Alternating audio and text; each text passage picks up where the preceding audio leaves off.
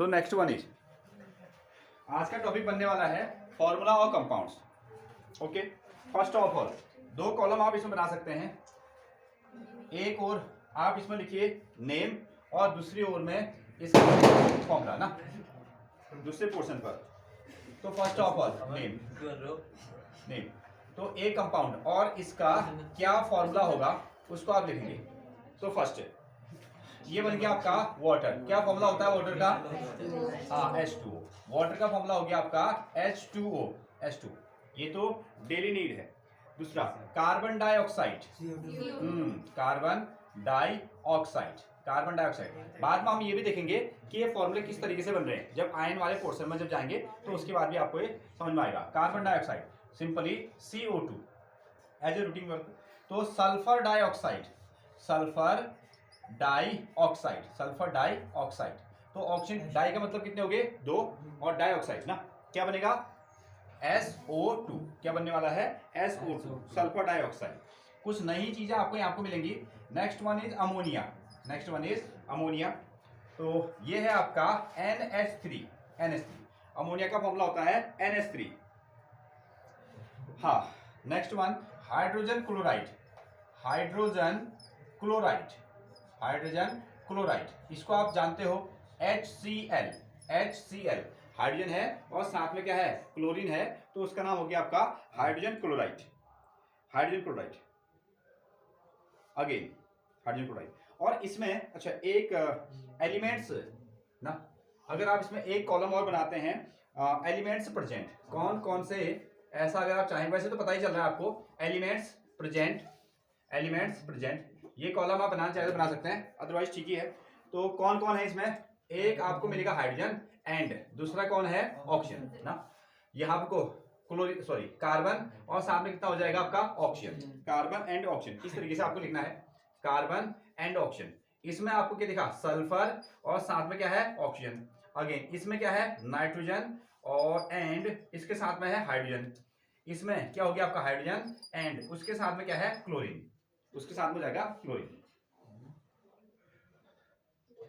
तो कुछ एग्जाम्पल के फॉर्मेट में ना, ये जैसे जैसे चैप्टर आगे बढ़ता जाता है तो ये फॉर्मूले आपको याद होते जाते हैं, क्योंकि बार बार इन्हीं फॉर्मूलों को हम लोग क्या करते हैं? रिपीट करते हुए चलते हैं, तो ऑटोमेटिकली ये बन जाते हैं। तो आयन से जब हम पढ़ेंगे, आयन से जब पढ़ा जाएगा तो उसके बाद में एक्चुअली आपको उसका असली फॉर्मूला किस तरीके से बन रहा है, जब वैलेंसी हम इसमें सीखेंगे तो वो भी आपको बनाना आएगा।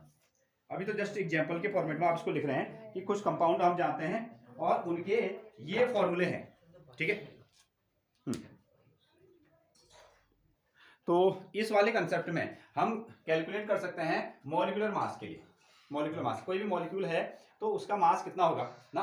तो एक कॉलम में हम लिखने वाला एलिमेंट, एक में उसका सिंबल जो कि आपको पहले से पता है, उसका एटॉमिक मास U में, उसका मॉलिक्यूल का जो फॉर्मूला है वो लिखेंगे और फिर उसका मॉलिक्यूलर मास लिखा जाएगा। जैसे एलिमेंट हमारे पास में हाइड्रोजन, एलिमेंट क्या बन गया? हाइड्रोजन, और हाइड्रोजन का सिंबल आप जानते हो वो कितना है आपका? H हो गया। और अगर देखें तो इसका एटॉमिक मास कितना होता है? 1U। इसका एटॉमिक मास कितना हो गया? 1U। और इसका मॉलिक्यूलर फॉर्मूला, इसका जो मॉलिक्यूल बनेगा, हाइड्रोजन का जो मॉलिक्यूल बनेगा तो उसको कैसे लिखा जाएगा? H2 लिखा जाएगा। कितना लिखा जाएगा? H2। अब इसके पास में इसका मॉलिक्यूलर मास निकाल के, तो हाइड्रोजन हो गए 2, उसका एक एटम का मास कितना हो गया? 1। तो दैट इज H2 का जो मॉलिक्यूलर मास हो गया वो कितना हो गया आपका? 2U, 2U। इस तरीके, ये सिंपल है। नेक्स्ट वन इज, आप इसमें ले लो आप नाइट्रोजन, नेक्स्ट वन आप ले लो नाइट्रोजन, नाइट्रोजन, और इसका सिंबल कितना होता है? N। इसका सिंबल क्या हो गया आपका? N हो गया। और इसका जो एटॉमिक मास होता है वो कितना होता है? 14U, 14U। जब भी मॉलिक्यूल बनाएगा तो उसको लिखा जाएगा कितना? N2। और इसका अगर हम फॉर्मूला लिखने वाले हैं तो कितना बनने वाला है? That is 2 × 14। ये कितना बनेगा आपका? 28U। ये बनेगा आपका 28U, 28U। Next one is oxygen, next one is oxygen. Oxygen का सिंबल हो गया आपका O। इसका जो एटॉमिक मास होता है वो हो गया आपका कितना? 16U। ये बनेगा 16U। इसका जो मॉलिक्यूल बनेगा उसको आप लिखोगे O2, और 2 × कितना हो जाएगा? 16, दैट इज 32U। कितना आएगा? 32U। Next one is chlorine, chlorine, chlorine. और इसको हम सिंबॉलिकली कैसे रिप्रेजेंट करते हैं? Cl से, Cl से रिप्रेजेंट किया जाता है। और इसका एटॉमिक मास हो गया आपका 35.5 U, 35.5 U। और जब ये मॉलिक्यूल बनाएगा तो इसको लिखा जाएगा Cl2 और 2 इंटू कितना 35.5 दैट इज 70.0 U। ये इसके मॉलिक्यूल का मॉलिक्यूलर मास होगा। तो एटम का मास आपको याद होना चाहिए, और जितने भी मॉलिक्यूल में जितने एटम से जुड़े हैं उसको उससे मल्टीप्लाई कर दोगे। तो इसी बेस पर अगर हमको किसी का मॉलिक्यूलर मास लिखना है ना, तो आप उसको नोट कर सकते हैं। अगर हमने बनाना है वाटर, हमने क्या बनाना है वाटर, उसका मॉलिक्यूलर मास लिखेंगे।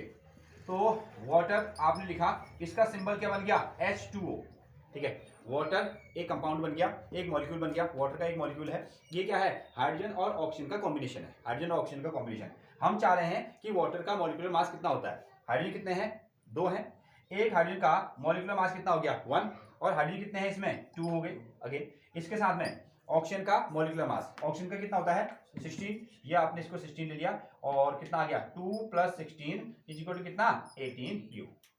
तो वाटर का जो मॉलिक्यूलर मास हो गया वो कितना आ गया 18, नो डाउट। इस तरीके से आप किसी का भी क्या कर सकते हो मॉलिक्यूलर मास निकाल सकते हो। अगर हम यहाँ आपको कहें कि अमोनिया, आज से जैसे अभी हमने एक मॉलिक्यूल लिया था NH3 आपने एक मॉलिक्यूल लिया ना, हाँ इसको हम क्या कहते हैं ammonia. Next one is ammonia, इसका फॉर्मूला होता है NH3, और इसमें कितने नाइट्रोजन है 1, और एक नाइट्रोजन का एटॉमिक मास कितना होता है कितना आ गया 14, ये लिखा आपने 14 प्लस हाइड्रोजन कितने हैं 3, और एक हाइड्रोजन का एटॉमिक मास कितना होता है 1, और इसके में 3 मल्टीप्लाई कर दो, 14 प्लस कितना हो जाएगा 3, दैट इज कितना आ गया 17 U। इस तरीके से आप किसी भी मॉलिक्यूल का मॉलिक्यूलर मास निकाल सकते हो। सिंपल है ना।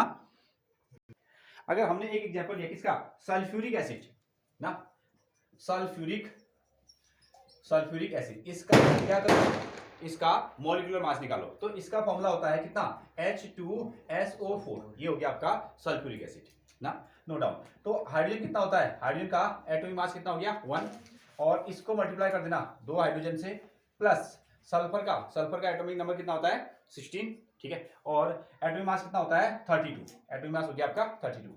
अगेन ऑक्सीजन का एटॉमिक मास कितना होता है 16, और कितने ऑक्सीजन हैं, ठीक है कितने हैं 4 हैं, तो इसको ऐड कर लो, 2 × 1 = 2, इसमें जोड़ दो 32, और 16 का कितना हो जाएगा आपका 64 ना, ठीक है। 4 और 2 6 और 2 कितना हो जाएगा 8, और 3 और 6 कितना हो जाएगा 98 U।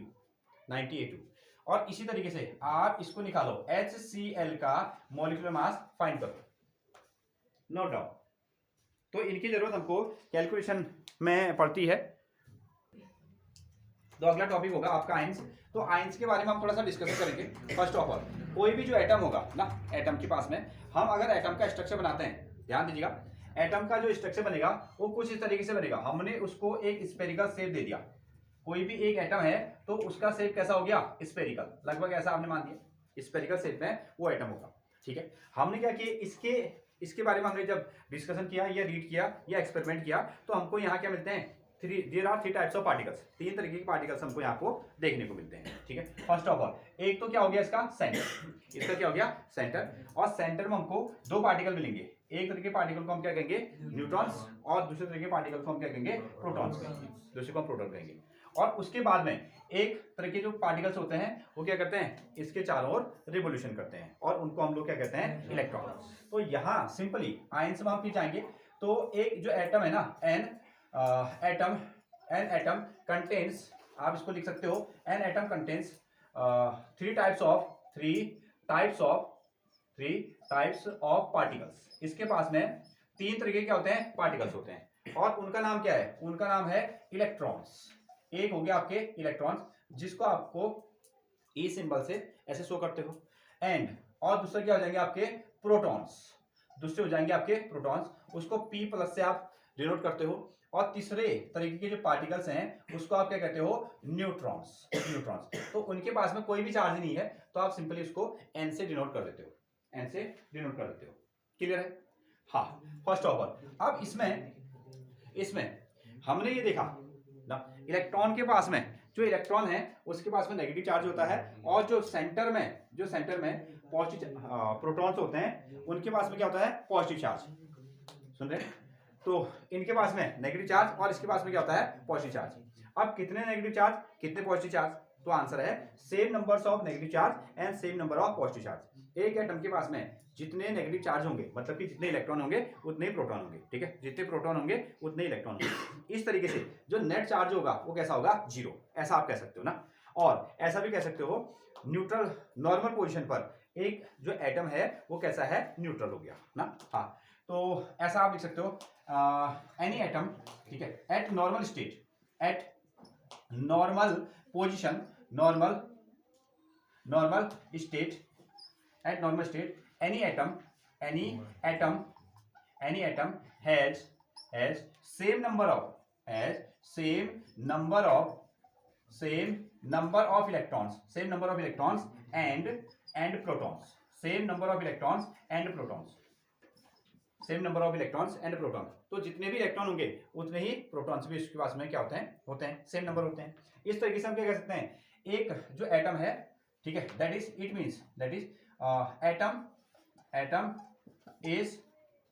एटम इज ऐसा हम कह सकते हैं,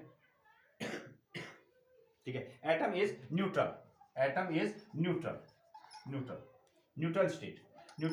तो नॉर्मल पोजीशन पर एक एटम क्या होता है वो न्यूट्रल होता है, वो क्या होता है न्यूट्रल, वो किसी भी तरीके की क्या करेगा हरकत नहीं करेगा। हमको कहां पहुंचना है आयंस में जाना है, ठीक है। पहले हम एटम्स के बारे में ही डिस्कशन कर रहे हैं, जितने इलेक्ट्रॉन उतने प्रोटॉन, जितने नेगेटिव चार्ज उतने पॉजिटिव चार्ज। इस तरीके से क्या वो किसी चार्ज से अट्रैक्ट हो रहा है तो वो किसी भी चार्ज से अट्रैक्ट नहीं हो रहा है, ठीक है। तो वो कैसा है वो न्यूट्रल है, वो कैसा हो गया न्यूट्रल। नेक्स्ट अगेन, तो यहां पर को हम क्या करते हैं एक एटम का, एक सोडियम का एटम हम लोग लेते हैं। एक एग्जांपल हमने लिया, सोडियम का जो एटॉमिक नंबर हो गया वो कितना होता है आपका 11 होता है, 11 हो गया। इसको हम लिखते हैं 2, 8, 1 इस तरीके से। इसके पास में एक एक्स्ट्रा इलेक्ट्रॉन हो गया। दूसरी ओर हमने क्या किया एक क्लोरीन का एटम ले लिया, इसका एटॉमिक नंबर कितना हो गया 17। जब हम इनके 17 इलेक्ट्रॉन को फिट करेंगे तो उसके लिए हमने कुछ कमरे बनाए हैं। पहले कमरे में 2, दूसरे में 8, तीसरे में 8 और सॉरी कितना हो गया मिस्टेक, ठीक है, हाँ, दूसरे में कितना हो जाएगा आपका तीसरे में 7 हो जाएंगे, ठीक है। तो इसके कमरे को फुल करने के लिए, ठीक है, इसको 7 इलेक्ट्रॉन चाहिए और इसके कमरे को फुल करने के लिए 1 इलेक्ट्रॉन चाहिए। तो ये आपस में क्या करते हैं दोस्ती करते हैं। तो ये क्या करता है ये अपने इलेक्ट्रॉन इसको दे देता है, ये अपने इलेक्ट्रॉन इसको देता है। तो खुद इसके पास में कितने इलेक्ट्रॉन हो जाएंगे, खुद इसके ऐसा कर लेते हैं, हाँ, इसके पास में अगर हम पॉजिटिव चार्ज की बात करें और हम नेगेटिव चार्ज की बात करें, पॉजिटिव चार्ज मतलब number of protons, negative charge मतलब नंबर ऑफ इलेक्ट्रॉन। तो इसके पास में कितने पॉजिटिव चार्ज, तो आंसर है 11 पॉजिटिव चार्ज, ठीक है, ओके। और कितने नेगेटिव चार्ज, तो उसका आंसर भी कितना हो गया 11 नेगेटिव चार्ज। नॉर्मल स्टेट वाली पोजीशन की बात हो रही है। हाँ, यहां आते हैं, अगर हम कहें इसके पास में कितने प्रोटॉन्स या कितने पॉजिटिव चार्ज, तो आंसर होगा कितने इसके 17 पॉजिटिव चार्ज और, ठीक है, और साथ में अगर हम नेगेटिव चार्ज की बात करेंगे तो वो भी कितना आएगा आपका 17 नेगेटिव चार्ज आ जाएगा, ठीक है। हाँ, इक्वल चार्ज है तो ये कैसे हैं दोनों न्यूट्रल है। लेकिन अब ये न्यूट्रल नहीं रहेंगे, ये क्या करते हैं ये दोस्ती करना चाहते हैं और इस तरीके से ये अपने एक इलेक्ट्रॉन को देना पसंद करता है। इसको 8 बनाने के लिए 7 इलेक्ट्रॉन लाने होंगे। अब 7 इलेक्ट्रॉन को कहां से लाएगा, इससे अच्छा कहता है कि मैं इसको दे दूं, ठीक है। और इसको 8 बनाने के लिए 1 इलेक्ट्रॉन चाहिए, ठीक है, कंप्लीट फॉर्मेट के लिए। तो ये 1 इससे मांग लेता है, 7 को भगाने के बजाय ये 1 ले लेता है। तो इस तरीके से जब इसमें से एक इलेक्ट्रॉन चला जाएगा, तो अब देखें इलेक्ट्रॉन के जाने के बाद में पॉजिटिव चार्ज कितने रहेंगे 11 और नेगेटिव चार्ज कितने रहेंगे 10 रहेंगे, ठीक है। तो ये क्या हो जाएगा इसके पास में कौन से चार्ज ज्यादा हो गए, पॉजिटिव चार्ज ज्यादा हो गए। तो अब आप इसको क्या लिखने वाले हो सोडियम, ठीक है। इसके इलेक्ट्रॉन कितने रह गए 10 हो गए, एक इलेक्ट्रॉन चला गया। तो इसके पास में कितने इलेक्ट्रॉन है 10। एक इलेक्ट्रॉन के जाने के बाद में इसके पास एक पॉजिटिव चार्ज ज्यादा हो गया, इसलिए इसके ऊपर क्या लगा दिया जाएगा पॉजिटिव चार्ज लगा जाएगा, प्लस का साइन लगा दिया जाएगा और हम इसको क्या करेंगे पॉजिटिव आयन, इसका क्या नाम हो जाएगा पॉजिटिव आयन। क्लियर है। आगे फिर से अब क्लोरीन के पास में पहले कितने इलेक्ट्रॉन थे 17 इलेक्ट्रॉन थे। लेकिन इसने यहां से एक इलेक्ट्रॉन लिया, तो अब इसके पास में कितने इलेक्ट्रॉन हो गए? 18 इलेक्ट्रॉन हो गए, 18 इलेक्ट्रॉन हो गए। पहले 17 पॉजिटिव चार्ज थे, 17 नेगेटिव चार्ज थे, दोनों कैसे थे? Equal equal.